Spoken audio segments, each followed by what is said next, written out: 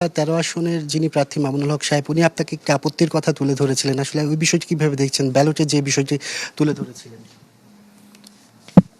ব্যালটের কথা বলেছে যে আসলে যেখানে উনি এই আসনে 9 জন প্রার্থী ছিলেন, এক পাশে 5 জন প্রার্থীর প্রতীক আছে, আর এক অংশে 4 জনের আছে। তো পঞ্চমের ডান পাশে ফাঁকা জায়গা ছিল, সেখানে সিল হয়তো মারার কারণে ওনার ব্যালটটা গণনায় নেওয়া হয়নি বলা হচ্ছে। অন্যদিকে ঢাকা 8 আসনের মির্জা আব্বাস সাহেবের কথা বলা হয়েছে যে ওনার ব্যালটটা গণনা নেওয়া হয়েছে। বিষয়টা আমরা অবহিত না।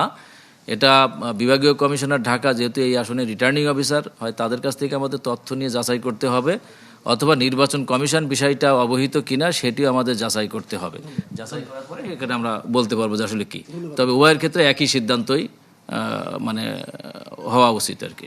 13 আসনের যিনি প্রার্থী মামুনুল হক সাহেব উনি আপনাকে একটি আপত্তির কথা তুলে ধরেছিলেন। আসলে ওই বিষয়টি কিভাবে দেখছেন? ব্যালটে যে বিষয়টি তুলে ধরেছিলেন। ব্যালটের কথা বলেছে যে আসলে যেখানে উনি এই আসনে 9 জন প্রার্থী ছিলেন, এক পাশে 5 জন প্রার্থীর প্রতীক আছে, আর এক অংশে 4 জনের আছে। তো পঞ্চমের ডান পাশে ফাঁকা জায়গা ছিল, সেখানে সিল হয়তো মারার কারণে ওনার ব্যালটটা গণনায় নেওয়া হয়নি বলা হচ্ছে। অন্যদিকে ঢাকা 8 আসনের মির্জা আব্বাস সাহেবের কথা বলা হয়েছে যে ওনার ব্যালটটা গণনা নেওয়া হয়েছে। বিষয়টা আমরা অবহিত না। এটা বিভাগীয় কমিশনার ঢাকা যেহেতু এই আসনে রিটার্নিং অফিসার হয়, তাদের কাছ থেকে আমাদের তথ্য নিয়ে যাচাই করতে হবে, অথবা নির্বাচন কমিশন বিষয়টা অবহিত কিনা সেটিও আমাদের যাচাই করতে হবে। যাচাই করার পরে এখানে আমরা বলতে পারবো যে আসলে কি।